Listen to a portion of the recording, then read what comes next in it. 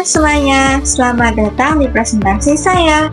Hari ini saya akan mengajak audiens untuk menjelajah inovasi terbaru dalam pembelajaran menulis teks berita yang kreatif, interaktif, dan menyenangkan. Nah, pada judul PPT saya kali ini adalah inovasi pembelajaran menulis teks berita berbasis problem learning dengan teknik interaktif dan media audiovisual untuk peserta didik kelas 11. Perkenalkan, nama saya Widya Denatina Asdismara dengan NIM 2302020038. Saya seorang mahasiswi Universitas Negeri Semarang, Fakultas Bahasa dan Seni Kurikulum Pendidikan Bahasa dan Sastra Indonesia. Dalam presentasi ini, kita akan membahas bagaimana pendekatan problem learning yang dipadukan dengan teknik interaktif dan media audiovisual dapat meningkatkan kemampuan menulis siswa, khususnya dalam membuat teks berita yang menarik dan informatif. Nah, sebelum memasuki materi, di sini ada 10 topik pembahasan yang akan saya bahas. Topik pembahasan yang pertama adalah latar belakang. Menulis adalah keterampilan penting yang membantu peserta didik berpikir kritis, berkomunikasi, dan menyelesaikan masalah. Teks berita menjadi sarana pembelajaran yang efektif, karena mengajarkan peserta didik menyusun fakta secara objektif menggunakan struktur 5W+1. Keterampilan menulis teks berita sangat relevan untuk diajarkan di kelas 11 pada masa sekarang. Mengingat teks berita mengajarkan peserta didik untuk menyusun informasi dengan jelas, objektif, dan berbasis fakta yang sangat penting di era informasi saat ini.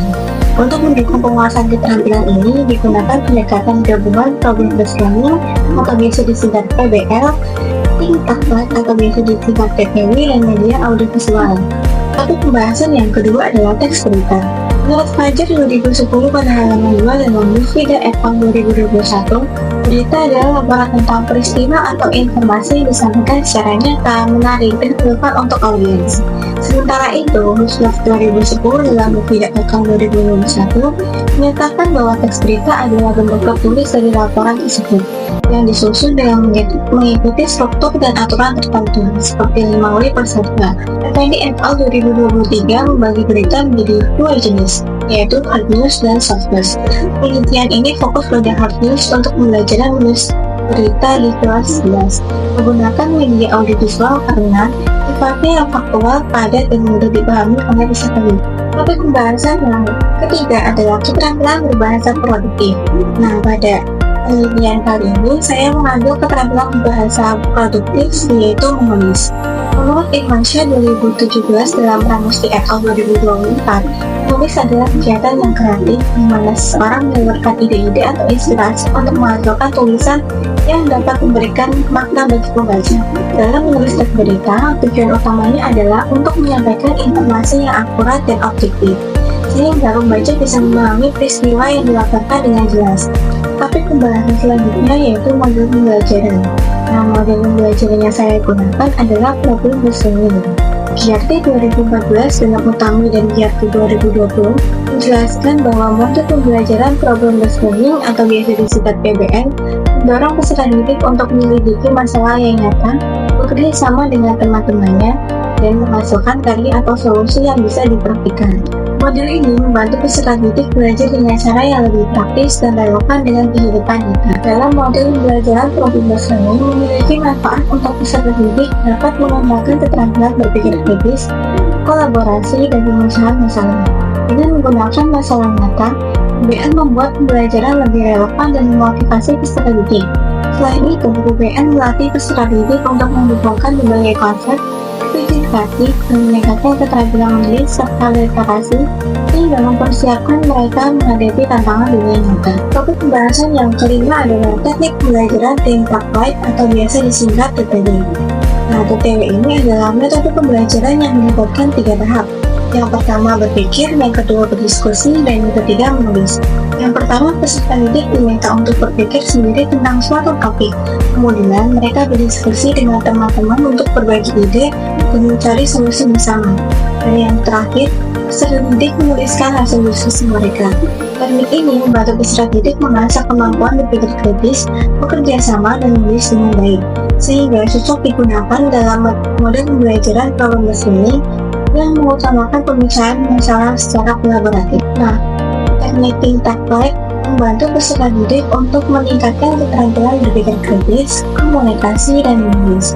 Melalui diskusi kelompok, peserta didik dapat mengemukakan dan menerima ide, menyusun gagasan secara terstruktur, dan menghasilkan tulisan berkualitas. Tapi pembahasan selanjutnya ada media pembelajaran. Media pembelajaran yang saya gunakan yaitu audiovisual. Widianto 2017 dalam kelas FK 2022 menjelaskan bahwa media audiovisual seperti video sangat efektif untuk menyampaikan materi dan membantu peserta didik memahami informasi dengan lebih mudah. Nah, penggunaan media audiovisual dalam pembelajaran menulis teks berita membantu mempermudah pemahaman materi dengan memberikan contoh nyata tentang struktur dan gaya penulisan berita. Selain itu, media ini meningkatkan motivasi belajar, mendukung penguasaan keterampilan abad ke-21 seperti berpikir kritis dan berkolaborasi, serta memperkaya pengalaman belajar dengan memungkinkan peserta didik merasakan proses menulis berita secara langsung. Untuk topik pembahasan selanjutnya yaitu penilaian. Penilaian yang saya gunakan ada dua, yaitu penilaian formatif dan penilaian sumatif. Yang pertama kita bahas penilaian formatif terlebih dahulu. Penilaian formatif dalam pembelajaran ini bertujuan untuk memantau perkembangan peserta didik secara berkelanjutan selama proses pembelajaran. Selanjutnya ada penilaian sumatif. Penilaian sumatif bertujuan untuk mengevaluasi hasil akhir tulisan teks berita yang dibuat oleh peserta didik secara berkelompok. Kemudian ada refleksi akhir. Melalui refleksi, peserta didik dapat lebih memahami secara mendalam bagaimana cara menulis berita yang baik. Topik pembahasan selanjutnya yaitu bahan ajar. Nah, pada bahan ajar ini, yang pertama ada tujuan pembelajaran, yang kedua materi pokok. Pada materi pokok terdiri dari pengertian teks berita, ciri-ciri teks berita, unsur-unsur teks berita, struktur teks berita, dan kaidah kebahasaan teks berita. Topik pembahasan selanjutnya yaitu lembar kerja peserta didik atau LKS. Nah, lembar kerja peserta didik yang saya buat itu seperti yang ada di sampingnya. Nah, pembaruan dalam penelitian yang saya buat terletak pada integrasi antara model problem solving, teknik tinta baik, dan penggunaan media audiovisual. Pendekatan ini menawarkan pembelajaran yang kontekstual dan relevan dengan era modern. Media audiovisual digunakan untuk memperkuat pemahaman peserta didik terhadap struktur teks berita dan motivasi mereka dalam menulis. Selain itu, fokus pada penulisan hard news menekankan keterampilan analitis, objektivitas, dan menyampaikan informasi yang berbasis fakta yang jarang ditemukan dalam penelitian sebelumnya. Integrasi ini menciptakan pengalaman belajar yang lebih inovatif dan mendalam, mendorong pengembangan keterampilan abad ke-21 seperti berpikir kritis, kolaborasi, dan kreativitas. Baik, sebelum mengakhiri pemaparan ini, izinkan saya menyampaikan kesimpulan dari apa yang telah kita bahas bersama. Nah, pada pemaparan ini memperkenalkan pendekatan inovatif dalam pembelajaran menulis teks berita untuk peserta didik kelas 11 dengan menggabungkan model problem solving, teknik tinta baik, dan media audiovisual. Strategi ini dirancang untuk meningkatkan kemampuan peserta didik dalam menyusun teks berita yang objektif, menarik, dan berbasis fakta menggunakan struktur 5W plus 1H. Pendekatan ini tidak hanya mengasah keterampilan menulis, tapi juga melatih peserta didik dalam berpikir kritis, berkolaborasi, dan berkomunikasi secara efektif. Dengan integrasi elemen-elemen tersebut, pembelajaran menjadi lebih kontekstual, interaktif, dan relevan dengan kebutuhan di era informasi modern saat ini. Bicara inovasi pembelajaran yang saya paparkan, mari bersama kita jadikan kelas lebih hidup, ide-ide peserta didik lebih menyala, dan pembelajaran lebih bermakna. Terima kasih atas perhatian dan kebersamaan audiens dalam presentasi ini. Sampai jumpa di ruang kelas yang berinovasi. Bersama kita ciptakan pembelajaran yang inspiratif dan transformasional.